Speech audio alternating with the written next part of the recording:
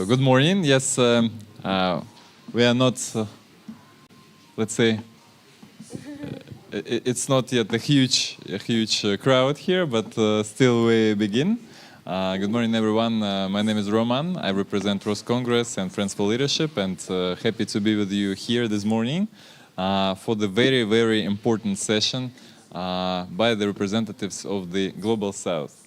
You know, in the current geopolitical times, Global South is the emerging power, which doesn't want to follow the exclusive patterns and self-proclaimed rules by some parts of the world, which does not respect the other parts of the world. And this is why the young leaders, the next generation leaders, as we say, of the Global South, are coming together with several initiatives, including some initiatives which will be announced today. And my dear friends, who I'm sure don't need to be presented, but still I'll briefly present them. So Regine Guevara is the high-profile entrepreneur and next generation leader from the Philippines. Milos Ivanovic represents Serbia. Hugo Santos also represents the Philippines and the ASEAN youth movement there. Tandil Fekeni represents IT sector of South Africa. And my colleagues Maria Ginsburg and Yuri Shilov represent Russian next generation leadership, and they are also entrepreneurs and civil society leaders.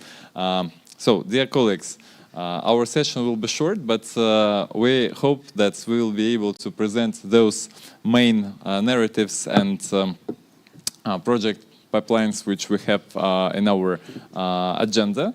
As Friends for Leadership is the UN recognized with the UN consultative status organization which strives to unite the global practices and projects across the world to make the world a better place, and we really mean it when we do it in our everyday life, in our everyday work. So I really want you to listen to those ideas and practices which our colleagues have. So I, without any hesitation, give the floor to Ms. Regine Guevara. So she introduces herself and those initiatives which we suppose to announce here.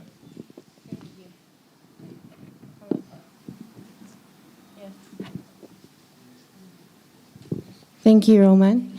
Thank you so much for this space to coordinate and eventually launch what we call the Global South Initiative, which was inspired by many earlier Global South movements, including, we had the Global South Radio, which was a podcast series with the International Youth Center in Malaysia and also Friends for Leadership. And then we had some experts from the UN who formed this coalition called the South-South Cooperation Council. At some point, we were also coordinating with them. They're from the Latin America, based in Colombia. And now here with the Global South Initiative, it's still along the same lines of a certain type of multilateral cooperation. Like Roman mentioned, how Friends for Leadership, CIP, was recently accredited by the UN ECOSOC, and at the same time having a particular brand of next generation. So, because sometimes when we talk about these things, decolonization, Global South, we have to look into history, and a lot of older people are involved in the discussion, but actually it's a very new and next generation topic because it very much affects our futures and our current industries. So actually a lot of the things that inspired me in pursuing the Global South advocacy stems from my work with multilateral institutions when I was working in the UN, and I realized how very colonial these institutions are, and a statement or a battle cry that a lot of the people from the Global South who work for them or who work with them is something that, along the lines of shared problems call for shared solutions.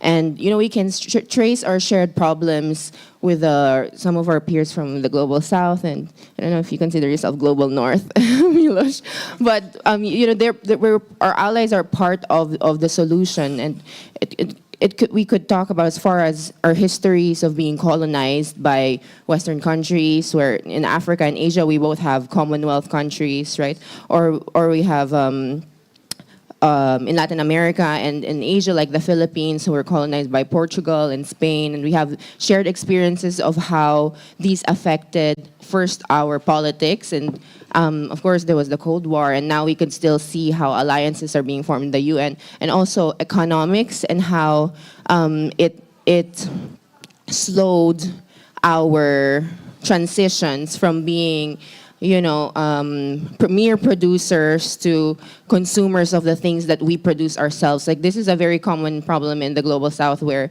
we produce so many things and in the end we buy them from somewhere else at a times 10 rate. And then, also socio-culturally, in terms of, for example, how soft power affects our languages, how many people, for example, in the Philippines, I myself am guilty for not being able to 100% fluently speak my own native language because I was educated in an Americanized school, or using the American language as a medium of instruction.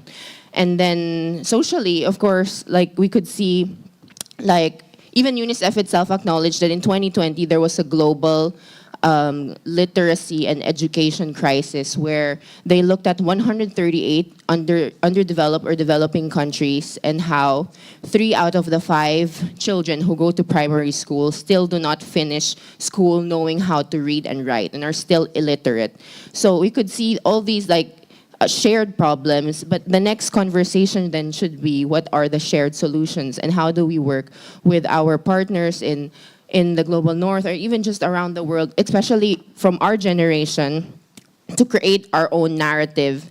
And in this new world of knowledge creation, knowledge as a tool to solve problems through technology and IT. And I know we have tech experts here also in the panel.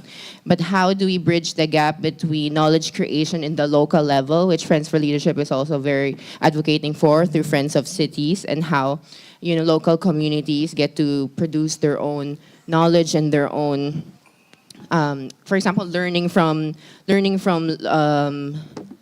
experiences on the ground, on how, in many different ways you address disaster risk reduction or climate change, but then also be able to compete globally, because at the end of the day, it's the global narrative that affects also the local. And I'm looking forward to learn from your experiences. Thank you. Thank you so much. We wanted to introduce some initiative which Regine is actually initiating. And do you prefer to do it after everyone? Yeah. Okay. So Milos, please take the floor. Briefly introduce yourself and share your vision. Okay. Thank you very much. First of all, I'm Milos Ivanovic. I came from Serbia, Europe, from Belgrade. And thanks to Roman and Friends for Leadership for organizing all these events in the last couple of years.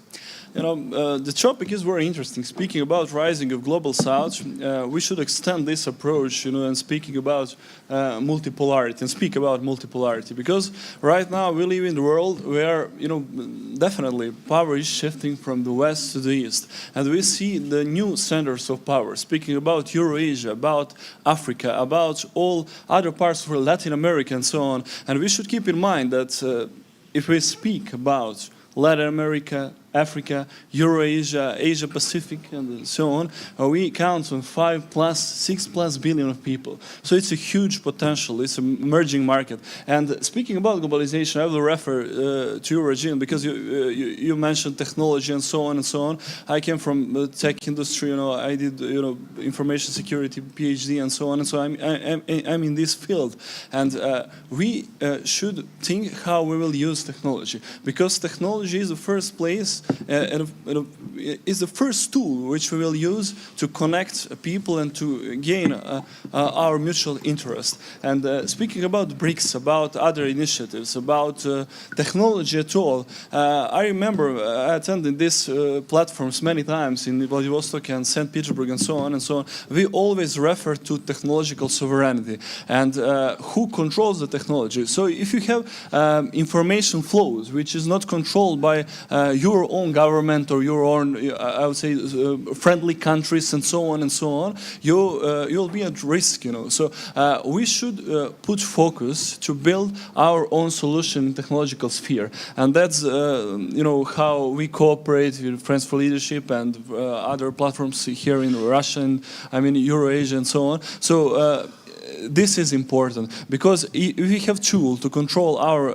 own information channels, this will prevent some interfere from other unfriendly countries. And I mentioned many times and these platforms and other platforms that speaking about technological sovereignty, it's really important to understand what is it. So we need not only our software products, speaking about, for example, some solutions like Telegram, like vContact and your own infrastructure which you use here in Russia, but we also need our own hardware. And it's a good example because speaking about technology at all and technological sovereignty at all, we can clearly see three different technological zones. Speaking about Western European zone, when, for example, you visit the United States, Canada, European Union, and all other countries in Europe, you will use, for example, Facebook, Gmail, and majority of population will use some services which is strictly controlled by foreign countries, foreign intelligence, to be more precise. So speaking about Russia, you have your own solutions here, like Mail.ru, Cloud.ru, Yandex, and so on, and it's good. You have your own infrastructure. But speaking about China, there is another technological zone. Speaking about China, where, for example, if you visit China, you'll not be allowed to use Microsoft services and all other Western solutions and so on and so on. So we clearly see three technological zones, and it's not only speaking about software; it's about hardware. Because frankly speaking, Huawei and Chinese companies won a 5G battle between the West, and now after that, because Huawei put focus on the development of 5G technology and so on, and they continue to 6G and so on. All American companies found an alliance for 6G development. So we can see a fight for new technologies. And speaking about genetics, about biotechnologies, which will be the key battle for who will win the future of who will control technology in the future. So it's crucial for technological sovereignty. And I would refer. For example, my country, we sign a contract with Huawei, and some Huawei, company from China, and we bought a lot of equipment from China. And now some people ask, is this safe? But for example, if you use some American technologies, what I want to point, we can't divide technology from geopolitics, because at the state level, if you use some infrastructure from foreign countries, that can be threat to your national security. So this is really important, and I think speaking about technology, it's crucial to focus on building our own hardware and software. Because speaking about technological sovereignty, there are many parts which can cover what is technological sovereignty. But in the first place, I would put focus on hardware as well as software, so we can close our technological ecosystem to have our own hardware, our own software, our own protocols, and so on and so on. So maybe specialized protocols for encryption, for information security control flows, and so on and so on. And I will give one more example, and I think I will stop at this point speaking about the technological sovereignty and so on. For example, a good example is the UK. UK in the first place allowed usage on the Huawei equipments and technology and so on. And after pressure from America and so on, they said, okay, we will think, we will prevent, we will not allow, and so on and so on. So it's the same situation protection in Germany. So what I want to point, we can't divide technological development and technological sovereignty from geopolitical perspective. And that's really important, speaking about rising of global south, about all what's happening right now in Eurasia and so on. I want to point that technology can play a vital role in building bridges and making securing our own interests in this part of the world. Speaking about Eurasia, about Africa, about BRICS countries and so on. And definitely, my final conclusion is that we have to cooperate north, south, west, east, and so on and so on, but based on our mutual interest and on in a friendly framework, and to secure what is real interest of every country in this. I would say in our planet. So processes are started. Power is shifting from the west to the east. We can't stop it. It will not be stopped. Numbers are very clear. You have 5+6+ billion of people in the eastern part of the world, speaking about Eurasia, Africa, Latin America, and now we are in really historical times, and this is a good platform to discuss all what's happening right now in the world. And once again, thank you very much, Roman, for organizing all of this. Thank you. Thank you for your intervention, Milos. Hugo, can you please share the ASEAN youth perspective? Good morning, everyone. Hello. I would like to say thank you to Roman and Ross Congress for this opportunity. And I would like to, I wear many hats, but for this geopolitical situation, I would like to use ASEAN Youth Organization. So we're now in a situation where the world is being divided. So the Global South has to be more united more than ever with ASEAN, with the African Union, with Mercosur, with Latin America. Because with the Global South, we have something in common, is colonialism. We're the rising economies right now. We're a developing country. That's why there's BRICS and so on. Like Eastern Europe, it's because we don't pick sides. We don't pick who we should be with. We're a very open market. So, for example, ASEAN, because I'm from Southeast Asia, I'll use this as an example. Philippines is friends to all and enemy to none. So we don't have any enemies. We only have friends. But with the current political situation, I have to say this. For example, with Russia, we're supposed to buy helicopters and military equipment, but we were threatened with secondary sanctions. I'm not going to say the country, but we were threatened with secondary sanctions, so we cannot get these weapons, but we need these weapons to fight terrorism in the Philippines. So these things are affecting the Global South. It's not actually affecting Russia. It's not actually affecting China because of technology. It's affecting the Global South politically because we're a developing country and this is stopping us from developing further. So we have to cooperate through initiatives like what Ms. Regine said, the Global South Initiative, what Milos said. Because, for example, I had a conversation with my friend Milos here. Serbia is a traditionally non-aligned country.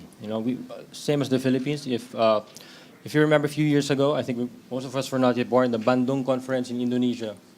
India, China, Serbia, Philippines was there.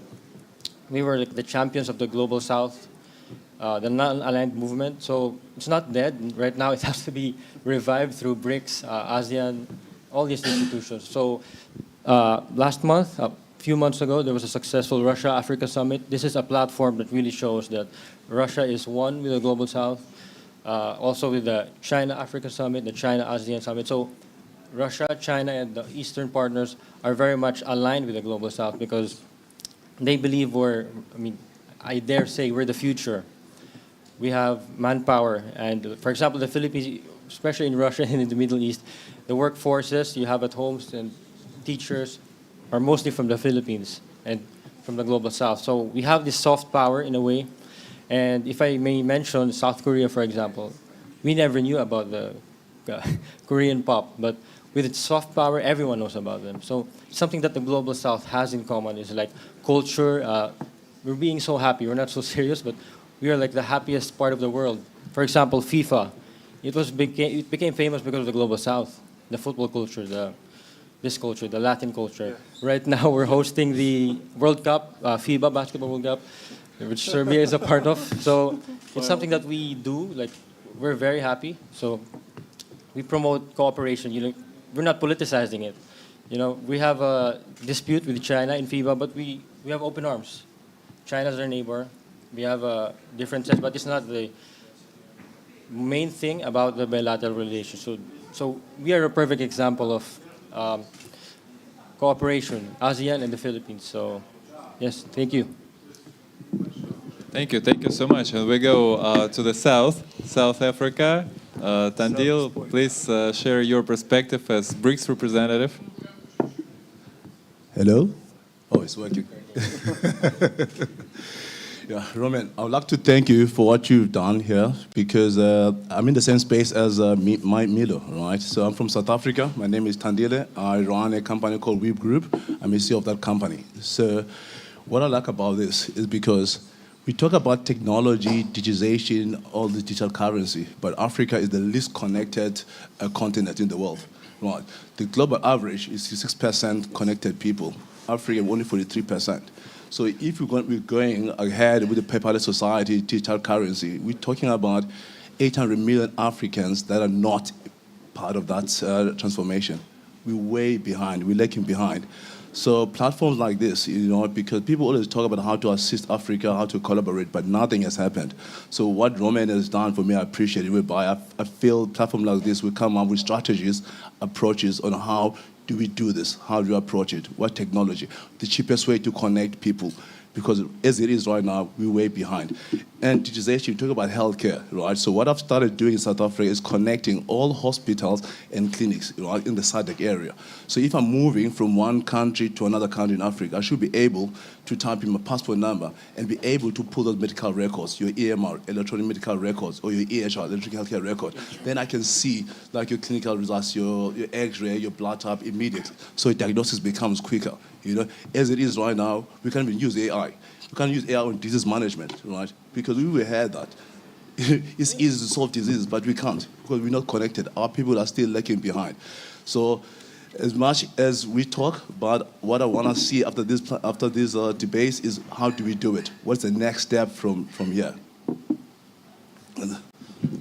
Thank you. Thank you so much, Tandil. Now we go to our Russian friends.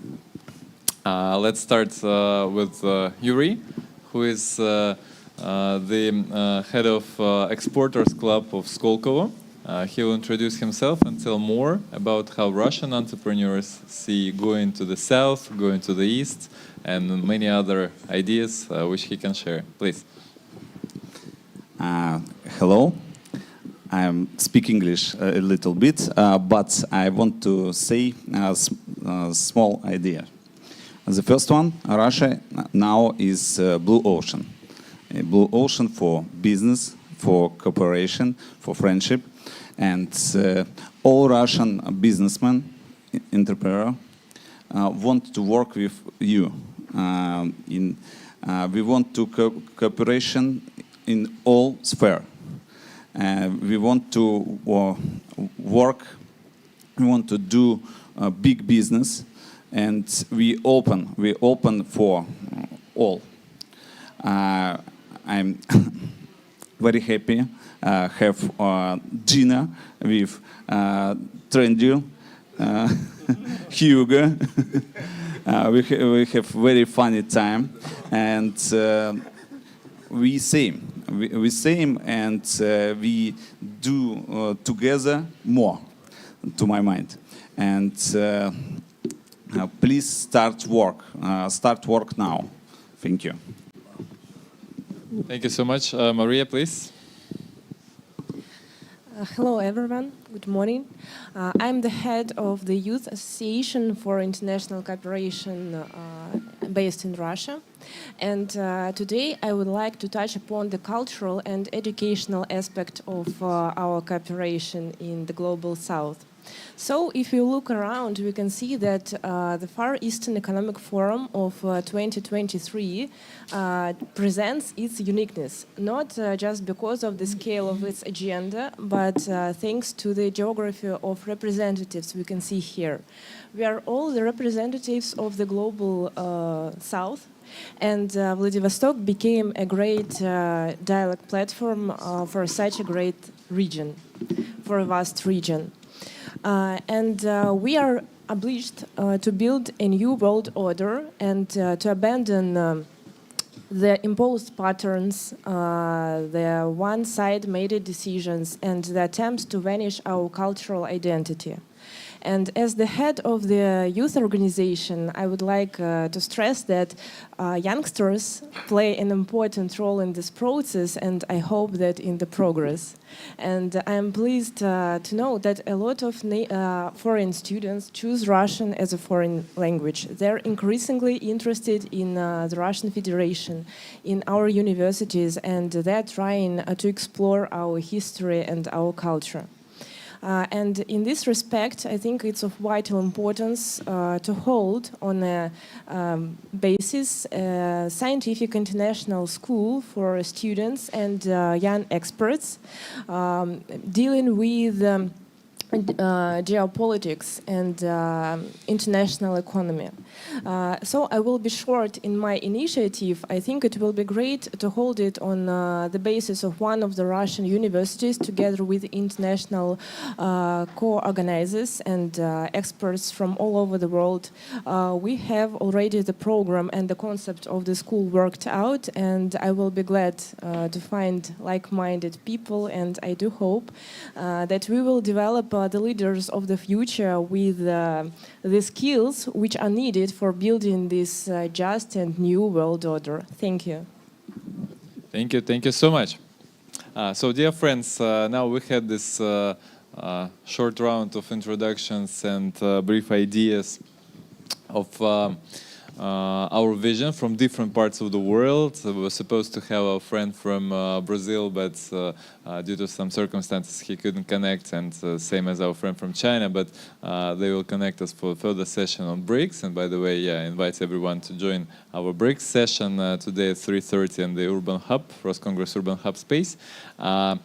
While I wanted to come back to Regine and to the Global South initiative, which she came here with, which she can present, and we can also share our vision on how to develop it. Please. Yeah, for sure. I'd also want to hear insights more from the floor and the panel on how do you think we can develop this initiative, because to begin with, like Friends for Leadership is really a conducive environment to push for the Global South narrative, because, well, apart from the fact that most our members are from the Global South, and which is good because a lot of the projects that are scalable for the Sustainable Development Goals, at the end of the day, Sustainable Development Agenda was created for the Global South, right? Because for better or for worse, we are the ones that needed the indicators and the targets for sustainable development in the first place, because we were hit the most by climate change and all these environmental, social, cultural issues. And we even throughout the whole year of the Ross Congress events, we just came from the Russia-Africa Forum 2 months ago, and then now, as you mentioned, we're here in Vladivostok, which is a very timely, relevant space to launch this initiative, because it's in the Far East, where we're surrounded by also our allies geographically in the global south, like Korea, Japan, China, which may not necessarily share our challenges in most part of the global south, but at the same time are also furthering our movement.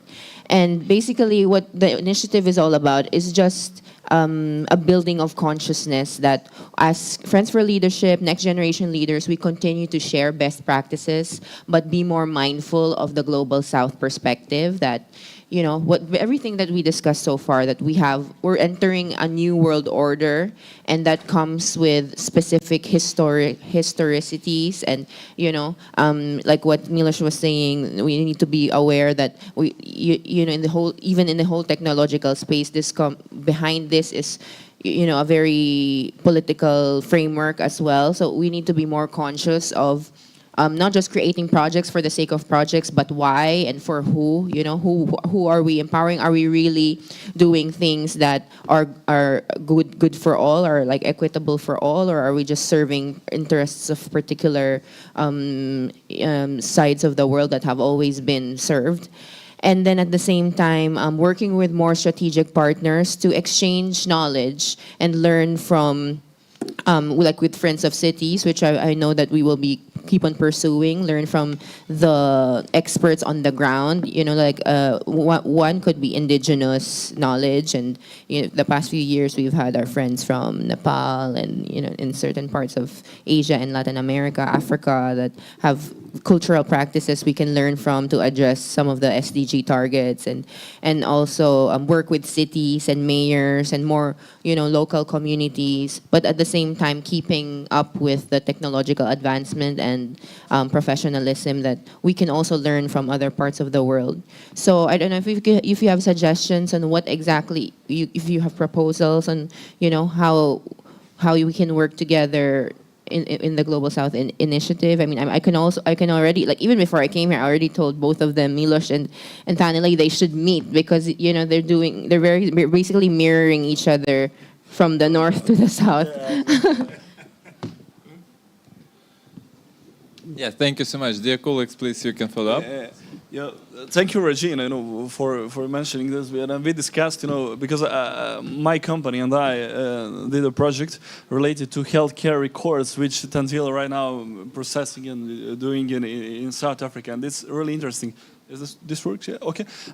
So yeah, speaking about technology and about some specific projects, right, like it's healthcare and so on. So keep in mind that. Someone who can control all data can control absolutely everything. And speaking about health records and what Sandil is doing now and what we did in Belgrade, I was one of the key people who prepared projects for digitalization of healthcare in Serbia, speaking about electronic health records where all data of patients are centralized and so on. And it's very, sensitive task to finish this. And what I want to point, you can't do this.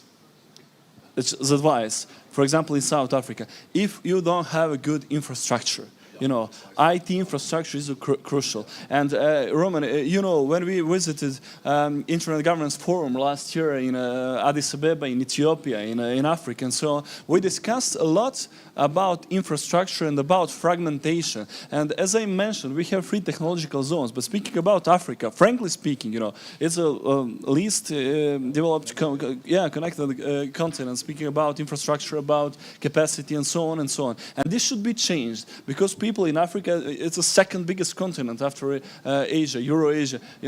People in Africa deserve to go fast and fast in progress, to make a progress very, very fast. And you can do this. And speaking about technological technological aspects, Regine mentioned that we should we should organize technology transfer from north to south. And it's a good perspective and it's a good recommendation. And Hugo mentioned my country and former Yugoslavia as well. We were founders of non-aligned movements and countries which said, okay, we will cooperate with all countries in the world, on the east, on the west, wherever. We don't agree to be on one side or another side. And I think speaking about cooperation, frankly speaking, and sanctions and everything what's happening right now, what Russia is facing, and overcoming very successfully, it's not the way how we should cooperate. And sanctions in the 21st century and, in this point of history, it's completely useless. And I mean, your country, Russia, showed this. So you have another partners, you have integration processes here in Euro-Asia, in Africa, and so on and so on. So speaking about Africa, about concrete projects, specific projects in Cape Town, Johannesburg, all Africa, and so on. Yeah, I think it's really important, and definitely we should focus on technology transfer and cooperation in order to support your intentions to build good systems. And thank you for mentioning all of this.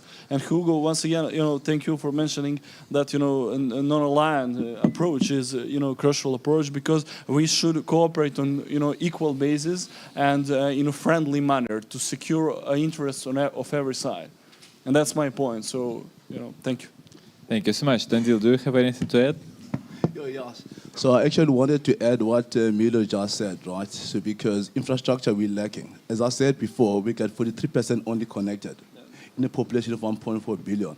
Now, even that 43% connected, the issue is energy, also. You know what I mean? Because you can be connected by the supply of energy, the power cartridges, load shedding in South Africa. So those issues of energy is key. We can't talk about technology and all this stuff where you can't have energy to supply. These things run on energy first. then infrastructure, then applications. Then we can talk about the encryption of those data records. But the basics is the energy, right? And my friend Yuri is in that space.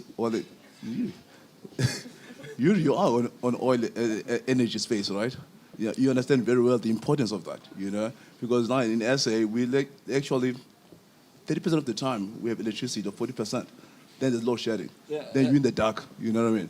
We still live in the dark ages in a way. Yeah, yeah, that's really true. I want to add, now we speak about the Green Deal and what's happening. People in Africa, face some challenging, life-challenging things. Speaking about food, about electricity, about water supplies, and so on. So it's really hard to understand, this perspective from, for example, Europe or America or somewhere in Eurasia, China, maybe some Shanghai and Beijing and so on. But when you go in the global south, you can face a lot of challenges, like vital challenges, and now when speak about encryption, about THR and so on, that's, but equalities, and Regine mentioned sustainable development goals and so on, but for on a human way. I must add one thing more. Speaking about sustainable development goals and all what's, artificial intelligence and some climate change and so on and so on, that's all good, we should support and so on declaratively, and etc., etc. But we should focus on changes which will be for good of humankind. Not for on the way to make some technological logos or something like this.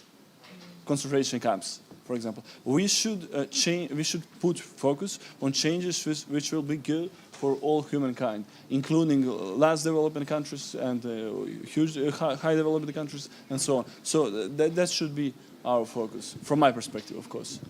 Thank you so much, dear colleagues. I totally agree, and it's very important, all those pillars which you mentioned, which really allow us to enter the multipolar world, or polycentric world, since our planet only has 2 poles, and at the same time polycentricity, which Russia first introduced in one of her previous foreign affairs concepts. It's really about BRICS. It's about such independent and self-reliant alliances of countries which strive to develop together by actually helping each other, by respecting the sovereignty of each other and sovereignty in all spheres, including the sovereignty in decision making and sovereignty in defining the way how they want to develop and where they want to go, and not forcing anyone to do anything against their will. And this is very important for all the current trends. So the history is repeating itself. You mentioned non-alignment movements, and of course it cannot last forever when some, let's say, the most powerful players in international relations keep on actually pushing their will. There will be always a resistance, and nowadays during the technological era it's very visible what is going on in the real world, really on the ground. And trust me, as you mentioned, the problems of connectivity, it's also one of the pillars of UN Secretary General's digital roadmap and our common agenda report.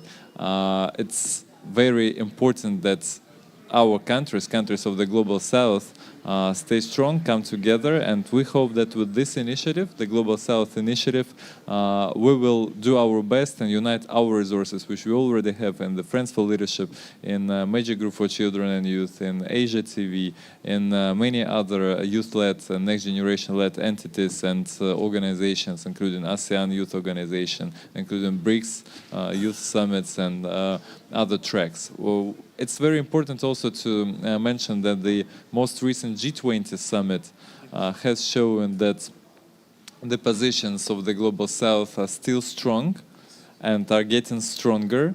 As we see, this summit of the G20 didn't end up with anything bad for several countries, and it's only showing that countries, all countries, should still negotiate and find the common ground.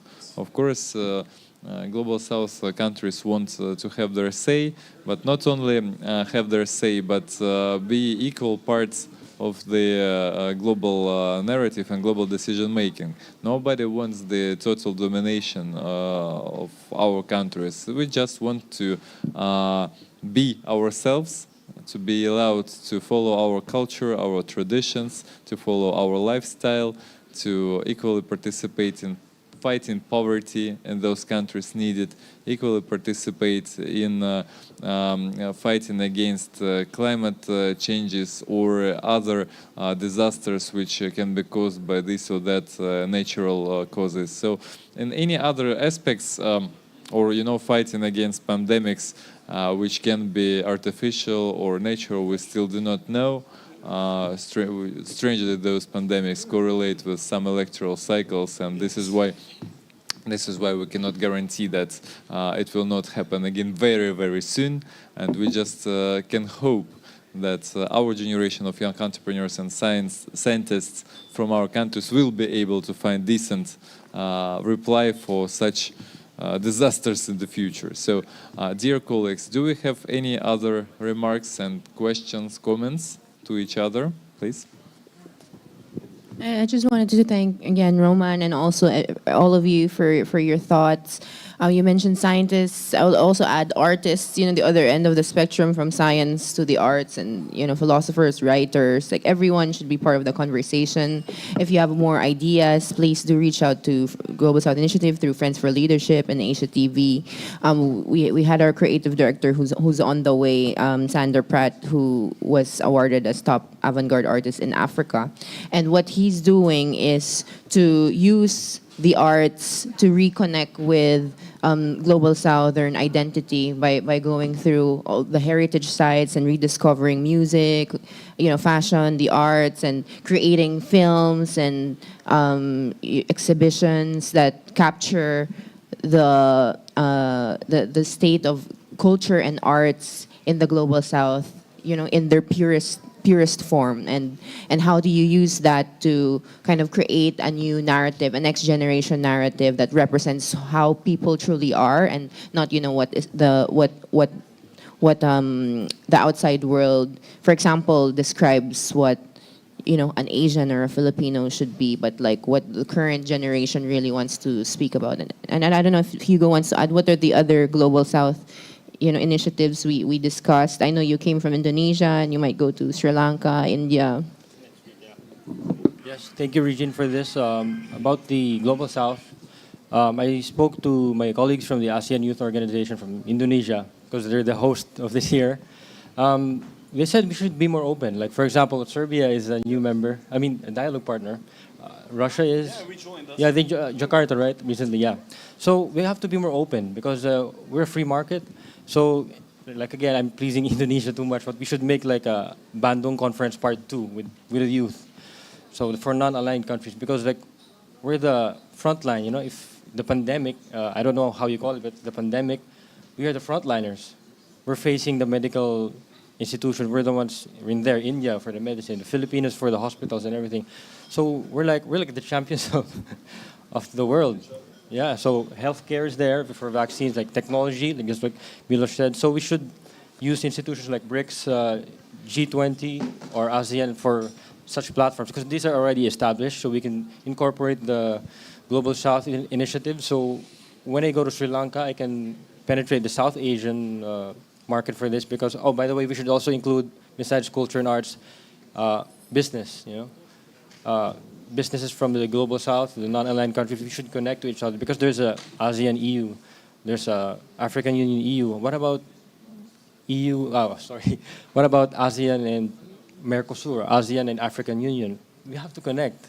So Russia is the platform to make us connect with each other, like the Russia-Africa Summit, Russia-ASEAN Summit, and we can start there. We can start with Russia, and we can go all along. Thank you. Thank you, please. Yeah, Hugo mentioned something very interesting regarding what's happening during the pandemics, and when countries in Eurasia, Asia Pacific supported each other and so on, and compare this, for example, with situation from European Union when some members of the European Union refused to give support to Italy, for example, in some countries. So that's a good illustration how other parts of the world, I would say, more positive and normal part of the world work. So I think we need this approach. We need approach where countries would support each other in hard times. But speaking about COVID, about pandemics, about what's happening, and I would point one more thing. Without, you can't achieve national sovereignty without technological sovereignty. And technological sovereignty is key for military sovereignty right now.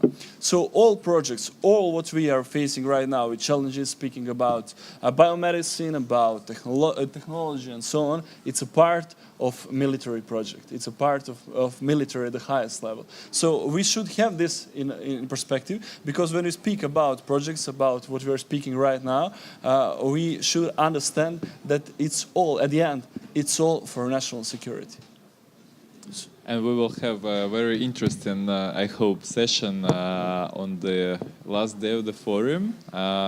It is called "The Gates to the Multipolar World," like Russian IT business, ICT business going to Global South, where we hope to see all of our speakers and other experts and colleagues, and we will discuss how exactly Russia's solutions in IT sphere can go to the Global South, and which countries they are most welcome, and vice versa, due to these technological restrictions from some countries towards Russia, how these countries may help or will help our country also to not to lose the speed of boosting innovations and ensuring total connectivity of people.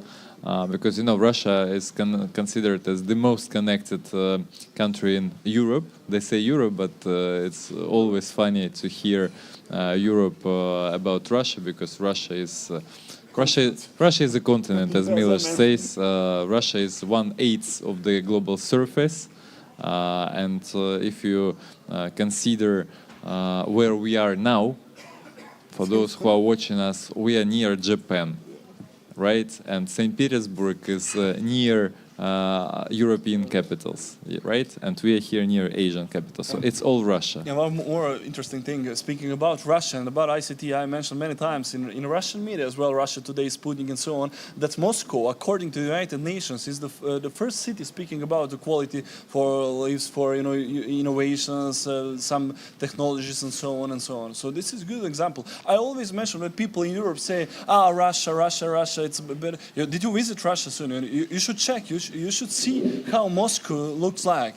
And I said to our media in Serbia, because we are under, I would say, Western umbrella, in some way. But you should explain, when you go in Moscow, you can enter to subway, to metro with your face recognition. But they will ask, okay, how they will use your fingerprints and biometrics and so on and so on. But nobody asks how they use the Western side this. So I think that all technology which we use here in Eurasia are more human. Okay, speaking about, we use in a more human way. We have another example, speaking about China, about total control and so on. So I want to point in the end that we should use technology to make our life easier in a human way.